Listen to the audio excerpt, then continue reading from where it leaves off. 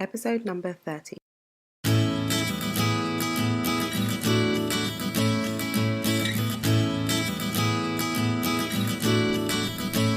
Hi, you're listening to the Careers Beyond Motherhood podcast with your host, Janine Esbrand. I'm here to help working mums like you to thrive in your careers and in motherhood. I share tips, strategies, and inspirational conversations with awesome women to help reduce the struggle in your juggle.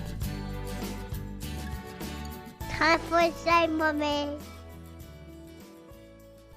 When it comes to career transitions and making changes to your career or returning to work after maternity leave or building your career post-maternity, it can feel like there are a lot of questions and often not enough answers. So you can be Googling, you can ask friends, you can ask family, you can speak to people, but you can come away feeling overwhelmed and unsure about the next step to take.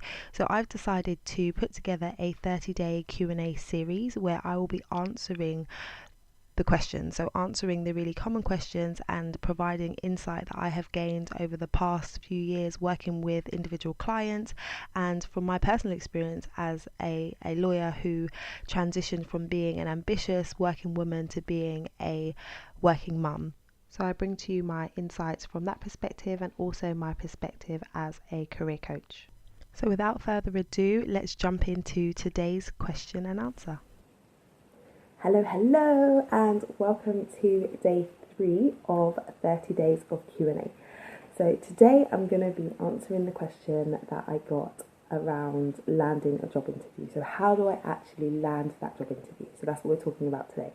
Before I jump in, I just want to introduce myself to those of you that don't know me. So my name is Janine Esbrand and I'm the founder of Lightbox Coaching, where I help women to build careers that they love whilst raising a family. So if you don't know already, we're doing 30 days of Q&A. If you haven't checked out day 1 and 2, I would suggest that you go check out those videos.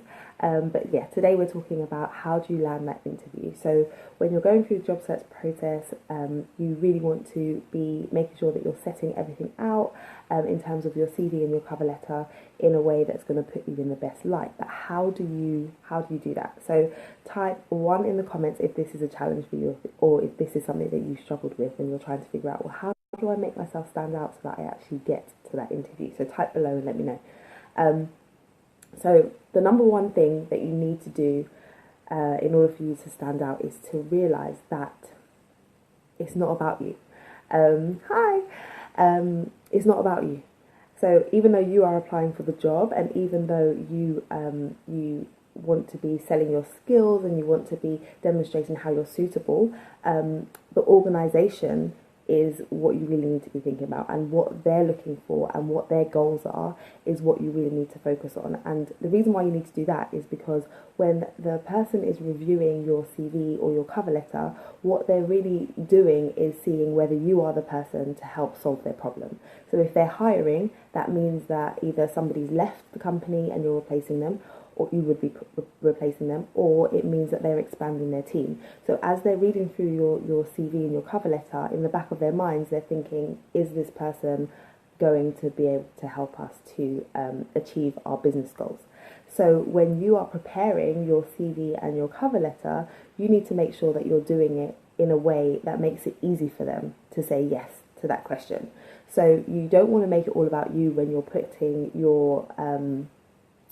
it together. You don't want it to just seem as though you're listing out all of your accomplishments, because that doesn't make it easy for them to know how you are the right person for them. So what you want to be doing is looking at the job specification and looking at everything that they've listed in there and thinking about, well, why have they written that in there? What is it that they're really looking for? What do they want in a candidate? And then looking at your experience and thinking about all that you have to offer. You want to be detailing things in your CV and in your cover letter that are going to speak to the things that they're looking for. So you can do this line by line before you even start typing anything in terms of your CV or your cover letter. Just go through the job spec and line by line think about, well, what could I use in terms of my experience to demonstrate that I have what they're looking for. So do that first. Spend some time thinking about examples, spend some time thinking about previous experience, and then thinking about some tangible results. So is one thing to say, okay, I'm good at project management, and it's another thing to say I worked on a project where we were able to achieve X, Y, or Z result. So we were able to reduce losses, or we were able to achieve a certain amount of profit. So you want to be able to put in tangible results. You want to show what you've done, and then you want to show how that's made a difference to the company, because you want the person reading it to say, oh wow, okay, so they saved them money so they could do it for me, or they managed this huge project so they could do it for me. So make your CV less of a list and more of, okay, this is what I did and this is the result that I got. And that's going to make a massive difference to how you stand out, because the reality is whoever's looking at your CV isn't going to be looking at it for long. They're going to scan through it, they're going to spend maybe 5 to 10 seconds looking at it quickly to see whether or not it's worth their time to dig deeper. So if you're not grabbing their attention straight away, you're not going to be the candidate that they call for interview. That you're grabbing their attention, and the way that you're going to grab their attention is by pinpointing and highlighting those things that they are looking for, and you get those clues from the job specification. So it's a different approach. If you're just used to just sitting down and writing your CV, take this approach, because it's going to mean that the time and effort that you're spending is going to yield much better results.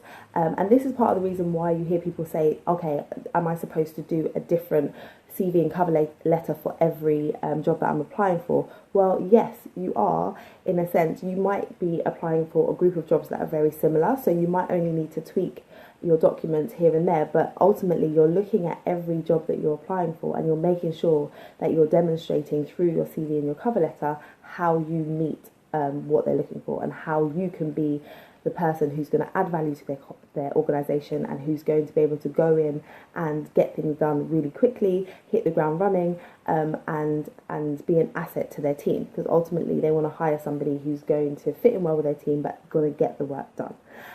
So those are my tips for you in terms of landing the job interview. You want to be that person that is showing them up front in your CV and your cover letter that you have the skills that they're looking for, and you get the clues around that from the job spec.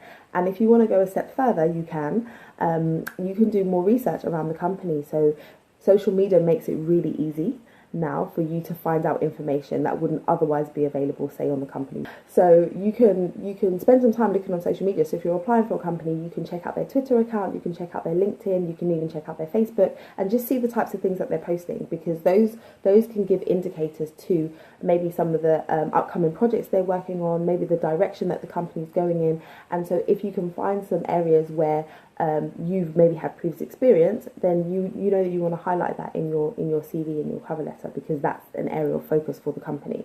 So that's kind of bonus stuff. That's where you want to dig deeper and spend more time.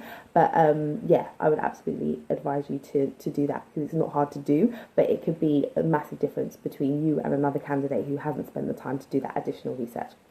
So that's my answer to today's question. How do you land that job interview? And if you have any friends who are job searching at the moment and could do with some support and some help in this area, please share this video and tell them about this series, because it's likely that over the course of this month I'm going to answer a question that they have. I'm excited to share with you what is coming up in a week's time. So on the 9th of July 2018, we will be starting the Balanced Working Mum Challenge, which is a free 5-day challenge which is going to help you to achieve more balance in your life. So if you are feeling overwhelmed with all of your to-dos and trying to figure out how to juggle everything, then come and join us for the Balanced Working Mum Challenge. The ladies that went through it when we ran it a few months ago had brilliant feedback and said it was really, really useful. So we will be going through some really simple but impactful things that you can be doing to adjust your approach at home and at work, so that you feel more balanced and you have more balance and have more time to do those things that are important to you and spend time with the little people that are important to you. That's all for today. We will be back tomorrow and look forward to speaking to you then. Bye.